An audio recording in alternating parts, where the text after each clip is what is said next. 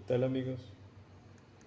El día de hoy vamos a hablar sobre el cónclave papal que prepara el Sacro Colegio Cardenalicio en Roma y este evento que ha cobrado importancia superlativa a partir del fallecimiento del Papa Francisco I tiene lugar de acuerdo a los reglamentos internos de la Iglesia Católica entre 5 a 10 días después de la muerte del Sumo Pontífice. La mayoría de los procesos en que se han dado desde el siglo XIX hasta ahora, los papas han sido electos en un periodo máximo de 25 días, no pasado de allí. Pero hay estipulaciones de que es posible que la votación continúe durante varios días. El proceso para elegir al papa, que sería el número 267, tendría lugar de la siguiente manera. Por supuesto, habría una reunión inicial que empezaría el día 7 de mayo, es decir, para mañana, la fecha de que se grabe este video, y sería ya 16 días después de la muerte del Papa Francisco, y los cardenales están eh, incomunicados completamente del mundo exterior, pierden son privados de todo contacto y no se les permite tener ni dispositivos móviles, ni siquiera acceso a radio y televisión, lo cual es algo bastante particular y que, dependiendo de si lo vemos en un contexto más amplio, puede verse muy acorde con cómo fue la Iglesia Católica antes del Concilio Vaticano II y antes de la era industrial, ya que eso no era inédito antes de la época moderna, ¿no? Eh, Además de eso, las votaciones no se producen una sola vez, se producen a lo largo de diferentes periodos. Por lo general las sesiones tienen lugar 2 sesiones en la mañana, 2 sesiones en la tarde, se alternan con días dedicados a la misa y a las oraciones, donde oran continuamente los cardenales que participan en el cónclave para pedir por iluminación y pedir a los dones del Espíritu Santo para que se les manifieste la decisión más concreta y más colectivamente redituable, ¿no? Para todos los participantes. De los 252 cardenales, tengo entendido que van a participar 133. Tienen que ser menores de 80 años por una ley de Papa, creo que sí, era Pablo VI, de los años 70,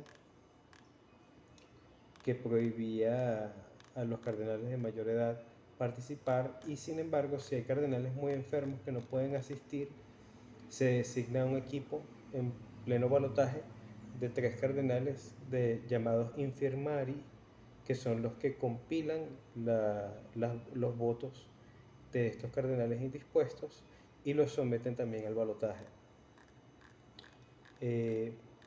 Bien, se trata de 133 cardenales votantes, 51 son europeos, 17 de Italia, 4 de España.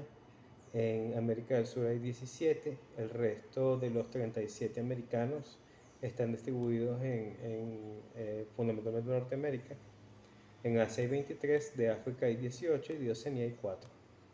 Por supuesto, no todos, conforme a la tradición católica, la tradición del clero, no es necesario que el pontífice sea cardenal, sea miembro del colegio cardenalicio, pero esta ha sido la norma durante los últimos 700 años, prácticamente.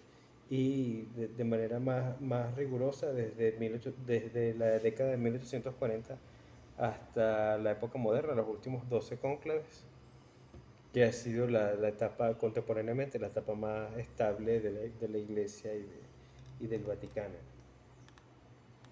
Y bueno, no entraremos en las razones políticas de ello, ya que el Estado del Vaticano, la Ciudad del Vaticano como ciudad-estado con reconocimiento internacional, es un fenómeno completamente moderno que existe realmente desde la post-Primera Guerra Mundial hasta ahorita. El último papa que era simplemente un feligrés católico y no era miembro del Sacro Colegio Cardenalicio era Urbano VI, elegido en 1378, siglo XIV. El primer día del cónclave, los cardenales celebran misa en la mañana, se reúnen en la Capilla Sixtina a las 4:30 de la tarde y empieza el balotaje del primer día. Pero el primer día solamente tienen un balotaje, lo cual es algo bien, bien interesante. El mapa de distribución del Vaticano es otra cosa que llama la atención, ya que las votaciones no se realizan en la Basílica de San Pedro, sino en la Capilla Sixtina, y los cardenales se quedan todos en el Palacio de Santa Marta, que queda relativamente lejos de la Capilla Sixtina, y estando incomunicados en un entorno políticamente monitoreado donde les vigilan y les controlan incluso las comidas. No pueden tener acceso a comidas que se consideren sospechosas porque supuestamente podrían colar mensajes que alteren el proceso de balotaje, que incidan en cambios repentinos de las decisiones de los cardenales o que de algún modo incluso puedan alterar el proceso político. Recordemos que a lo largo de la historia de la Iglesia los envenenamientos de altos oficiales del clero han sido tristemente comunes, y por supuesto el Papa, incluso en el siglo XX ocurrió con el Papa Juan Pablo I, porque el papado es fundamentalmente una institución política. Eh,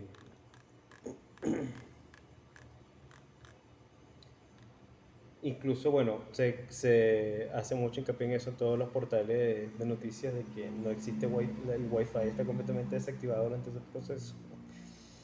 Y bueno, realmente cómo funciona la cosa es que en un entorno decorado con Botticelli y frescos de Miguel Ángel y de los principales maestros del Renacimiento italiano, incluyendo por supuesto el fresco del Juicio Final de Miguel Ángel, los papas eligen, perdón, los cardenales eligen a un grupo, de todo su grupo, un número específico de cardenales elegibles que tienen por supuesto sus propias tendencias dentro de las líneas de las tradiciones de la iglesia, si son reformistas o si son tradicionalistas. El voto dura por 3 días, alternándose con 2 votaciones por la mañana y 2 por la tarde, y días de ayuno y de plegarias. Después se reanudan las votaciones si no se elige ningún papa. Por supuesto, los votos se enumeran y se cuentan públicamente en 2 grupúsculos de 3 cardenales oficiantes designados para ese trabajo, que uno que se llama escrutadores, que se encargan de verificar que cada papeleta se corresponde con el número total de cardenales eh, que votan. En este caso son 133, y revisores, que son los que verifican que efectivamente digamos que el voto particular es tal como dijeron los escrutadores, y son los que lo leen públicamente. Eh, por supuesto, si los votos no son concluyentes, las papeletas son cremadas. Ahí es cuando se crea el humo negro con diferentes combinaciones químicas. Y durante todo este proceso, por supuesto, está de más decirlo, la Basílica de San Pedro y la Capilla Sixtina están completamente cerradas al público. Y en caso de haberse elegido un nuevo papa, se genera un compuesto con las mismas papeletas que produce el humo blanco, y después se produce la inducción, donde el cardenal seleccionado, asumiendo que va a ser cardenal el sumo pontífice, lo llevan a un cuarto especial de la Capilla Sixtina que lo llaman el cuarto de las lágrimas, llamado así porque produce emociones muy fuertes en los cardenales que han sido elevados hacia esta posición. Ha sido común a lo largo de la historia de la iglesia que la emoción de saberse, de tener la responsabilidad de estar a la cabeza de la iglesia católica, produce grandes episodios sentimentales de los elegidos a esta tarea, que además es de por vida. Eh,